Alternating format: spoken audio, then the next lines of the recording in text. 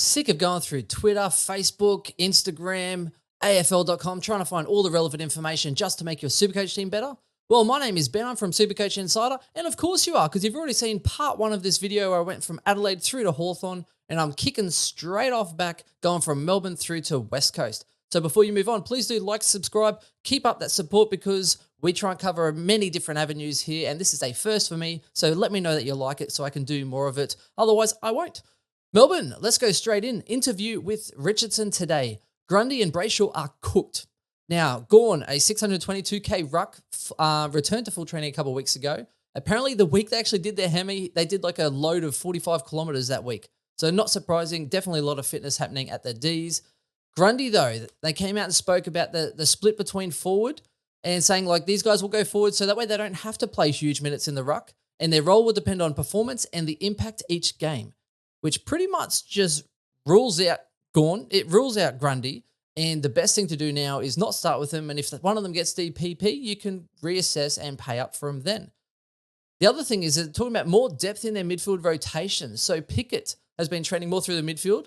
And last year, they were saying that they were too narrow and they want to be more difficult for opponents to plan for, etc. So that could actually impact Clary and Petrarca because they're trying to get some other people in those CBAs. And Clary, I think, had a huge monopoly on CBAs and it was like 10% more than anyone else. So it is a little concerning, but I still rate Clary more than anyone. Lockie Hunter, 392k mid, apparently will be used around stoppages a lot. So Seagull 2.0, especially in draft leagues, definitely a nice little shaky one there for a late pick. Salem out with thyroid issues, so they flagged Rivers, Bowie, and Brayshaw, who's a 550k defender who can provide cover for Salem if who's unlikely to get up for round one. So that pretty much just means Brayshaw, when he was a midfielder and getting, I think it was 56% or 50% CBAs or more, he was averaging 108 for those last sort of 4 to 6 games last year. So that's really hurtful for me. It kind of rules him out now because they're looking at any kind of stopgap for Brayshaw to go back into defense and cover that as well. Plus, now they're trying to get even more people through those CBAs. I think it's going to be even harder for him to get a larger chunk of that pie. So that rules him out. North Melbourne, big stuff happening here. So Zeeble, Chris's favourite player, Zeeble, 356k forward, said he'll be playing defence. That's where the coach sees him playing, and that's what he'll be doing. So if he gets kickouts, he could be a very good selection. Now, this news also makes it harder to pick Gota because when you have a look at their back line, now there's another body in there. So you've got Buckets, you've got Core, Logue, Zeeble's now back in there, Hall, McDonald, Taron Thomas, right? If he gets back into that team or, eventually, Gota, Drury, Scott, Archer. There's just so many people in that back line, and it just provides even more uncertainty. I really need to see how they sort of line up in a structure. But when you even go Buckets, Core, Logue, Zeeble, Hall, McDonald, there's not much room for Taron Thomas, Gota, Drury, Scott, and Archer. So it'll be really interesting to see who gets on the bench, who gets what role, or whether Scott pushes upfield, hopefully. Phillips, 158k mid, has been impressing all preseason, had glandular fever a couple times last year. Really good in match sim as well, so he should be pretty much locked in your side for everyone. Sheasel, 198k forward, was in the probable lineup for North, so it'll means they'll play him, but he is quite expensive as well. Some linking him to maybe like a Rosie sort of type, but I think they're going to play him probably close to home in the forward line, which makes it hard for me to pay $200,000 for a first-year player. So I'm definitely a huge advocate for probably passing at this time, but you could definitely see some really good stuff from him in the match sims and the practice matches going forward. Drury, 102k forward mid, has impressed on multiple occasions in gameplay. 178 centimeters, likened to Caleb Daniel. Now, again, possibly a sketchy job security. Aaron Hall, I think, had some ankle or lower body issues, so there's probably doubts over him. And it's also, Hall's kind of getting older. They might want to blood some youth in, etc. So that is where maybe, you might find a Gota or a Drury coming into that side, but they're definitely risky. The benefit with Drury is he's 102,000. So it's much easier to pick him instead of Gota if they both have that same kind of sketchiness. Coburn is 123k forward. I expect him to be best 22. I had some inside word coming this season that apparently he's just absolutely flying.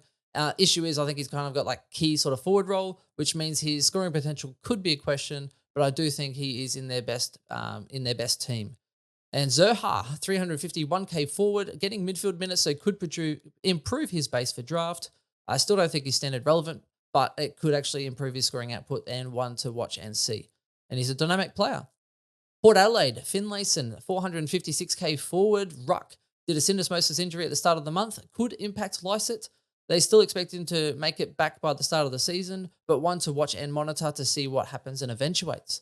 Ollie Wines, 580k mid, coming off pretty significant knee surgery, back in full training in the next week or so. So he hadn't done any footy training, but building before round one now. So that screams red flags for me as far as picking him in draft or even standard, and it opens up some other possibilities for more players having some more midfield time early.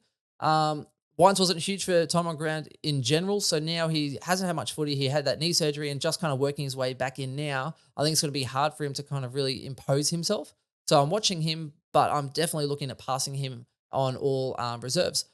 Boak is an interesting one. 580k mid, was only 5% short of forward status last year. And apparently Rosie, Butters, Horn-Francis, etc. going more inside. And Boak is expected to go outside, which means as a forward, he could definitely get that DPP this year. Good for drafts, etc. If people are passing on him, you might be able to then get him and put him in that forward line. It's also one to keep an eye on as at round 6, etc. Forwards who could average 100 as well, which means you've got Butters, Rosie, and possibly Boak all sharing that forward line. And it could be the Dogs of 2022. Horn-Francis, 348k forward mid. The price is there to tempt you. And look, it depends. If you're playing Sicily, you can only have one flog in your team. Although he's kind of changed his ways, so I quite like Sicily. But Horn-Francis is definitely tempting some people. Apparently getting some midfield time, etc. He's at home. He's staying, sees his dad a lot, etc., etc. So it'd be interesting to see what he brings and what kind of role that they give him. So how much mid time, what's he actually presenting? And I think he's definitely got a lot of skills to present and move forward. All right, Richmond. Not much to come out of Richmond except pretty much Taranto, 503k forward mid, and Hopper, 332k mid. Both been getting bulk minutes in the inside and in the midfield. Hopper was managed, I think, for one of these intra-club games. Not concerning. He was getting managed once a week pretty much through the preseason to manage him into this season based on his injuries last year. So no concern there. Both of those locked and ready to go. Should be in a lot of teams as well, based on the chunk that they're going to get. And it's made even more relevant the fact that Cochin's actually expected to play predominantly forward. So that's definitely going to be a big wait and see as far as that. But it just opens the door for a lot of other people to get points. St Kilda.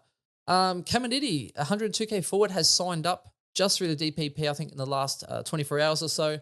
He's a forward. He's cheap. He might fill the void left by Max King, hopefully, so he could be a decent option and one to watch. I'm not sure if he's getting games. I'm not sure of his potential, but apparently at training he was leading up real hard and presenting. So it'll be one to watch and see, but I love cheap options coming up, especially when their key forward is injured and missing quite a lot of the year. So Caulfield, 208k defender, was playing an attacking intercept defender role apparently during match sim, which is what we got told. That's a good role if it continues. He's about 107,000 cheaper than Hunter Clark, who's 315k. So when in doubt, cheaper wins. Now, Hunter Clark, actually, news has gone cold on him a little bit. Now, it came out, he was getting props from the midfield coach and pretty much was talking about how he was working with the midfield coach, etc. And he wasn't training in defense because after a big session, all the defenders did these repeated runs into fatigue, and Hunter Clark wasn't part of that. So I got really excited until I haven't heard anything about him, about match sim or who's impressing or anything the last few weeks. So I've kind of gone cold on him a little bit, but watch and wait and see. Blakey, Sydney Swans. Blakey, 475k defender, has mild glandular fever and will miss a few weeks before returning to training. So this could positively impact Lloyd. More likely probably Campbell as well early on. So remember Campbell, really high draft pick. I think he was pick 5 a few years back and meant to be a really good rebounding sort of defender player with a good kick. So he's been biding his time. So that might be a nice little opportunity for him early on to present himself. Always sub a lot last year and the year before. Callum Mills, 642k mid, said he might continue to go into defense to stop the run of goals if needs be. So what was happening if the opposition was getting lots of goals in a row, Mills would just take it upon himself and he would just go back into that defensive line to try and help the team, which means it can impact his Supercoach output and you have no idea when it's happening because it's pretty much whenever he decides to. So if a team's on a roll, then he might just decide to go back there and help out, which he still scores okay as a defender, but when you're paying that much money for a premium mid, you might see a little bit of fluctuations, which makes him more of an upgrade than a start to me through the season. Now, Constanti, I don't even know how you say that. I was thinking like Constantine. I sent a few gifts out there as well. So 121K forward. Now, he's a pressure forward with some class. The coach has been really excited by him. He said he doesn't like to kind of play the young guys early off, but you can't help but be impressed. And apparently him and Papley are like this. They're pretty much like the Bash brothers, I think it is, from the Mighty Ducks, except, smaller version. But really impressed to see what they'll bring. And high pressure forwards, tackles, and goals can definitely spike your output there. So it looks like he could be that best 22 mark at this point in time. West Coast, Darling did his ankle under a tackle. Now, it looked really bad, like he could have had syndesmosis or something really bad and been out for a long time. But apparently he doesn't need surgery. So news today is he's pretty much touch and go for round 1. So I think that's very lucky, and that could positively impact Allen, who's a 210K forward, because if he was out, Allen was probably getting the number 1 defender, which makes it harder to score.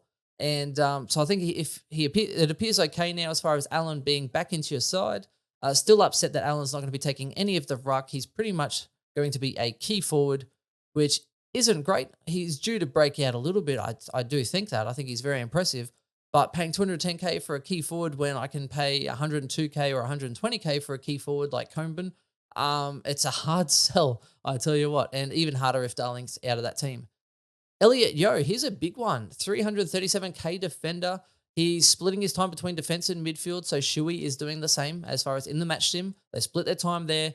But when you had the centre bounce, the first centre bounce, Yeo was actually in that midfield, and it was with Kelly and Sheed. So interesting though, Kelly actually Yeo took some kickouts in defense when he was there, which is impressive because, kickouts, if you play on, it's points, right?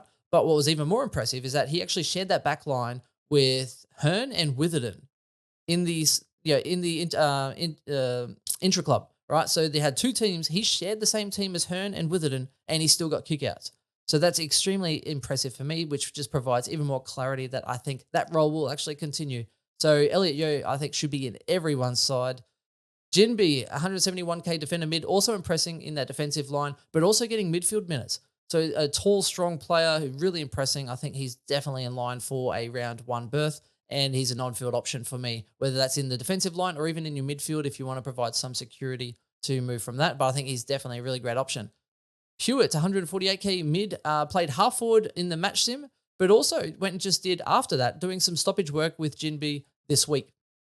So he's one to watch because they're getting him into some stoppage work. So I think that's definitely one to watch there. Hewitt, 148K mid. Not sure if I want him on field in the midfield as my M8, but he definitely looks like a nice little bench option. Dom, Sheed, and Cully, I'm putting them together. Lots of CBAs. Sheed was managed in, whereas Cully is apparently ripping condition. Sorry, I'm losing my voice here. Tim English. So Western Bulldogs. Tim English, 581K ruck. Didn't take part in the match sim yesterday with hamstring tightness. Being cleared of any damage though, and will be on light duties this week. So a little concerning. He had abductor issues a couple of weeks back. Now he's had hamstring tightness. Good news is he's not actually injured. They'll just back his load off a little bit. But when a guy had concussion injury issues, and now last year, and now this year in the preseason, he's already had abductor issues and now hamstring tightness. It's really concerning for a guy I think could actually be the number 1 ruck by the end of the year. But it's no point being the number 1 scoring ruck if you don't get enough games. So I think it's going to be really interesting. It's starting to make it hard to pick him, even though I still like him as a player and a pick. Adam Treloar, 530K mid, finally joined into match sim as well as he works his way back from ankle issues. He's finally back. Bailey Smith joined the training, full training again a couple of weeks ago, so he's back. I'm still waiting on more news from McLean and Bruce. So everyone thinks that there's, McLean's definitely meant to be in that mix. He was in the second team in the midfield in their match sim a couple of weeks ago, or the last week or so. And Bruce is definitely playing defense apparently, but he's up against a lot of players. There's a lot of depth, I think, at the Dogs at the moment. So Bruce is being challenged in defense and the forward line. So I'm not actually sure he's best 22, but I do want to wait and see how he goes. And that's it. A lot of talking real quick for 15 minutes on both pods, but I hope you have enjoyed the crash course, 15 minutes apiece, all the news and information that you need to know. Let me know. I've actually got the document. I might even just attach that as a link to Google Docs or something or other. So let me know who you're really interested in. Let me know if you want this to continue, if you like it. If you want me to keep putting work into this sort of stuff every week or two, give you the updates so that way you don't have to try and sift through everything. You just listen to this and bang, you know everything. You're pretty much good to go, and I can deliver it in a way that's relevant and relatable for Supercoach. All right, that's it from me now. Like, subscribe, shout us out, and we'll talk to you soon. Bye.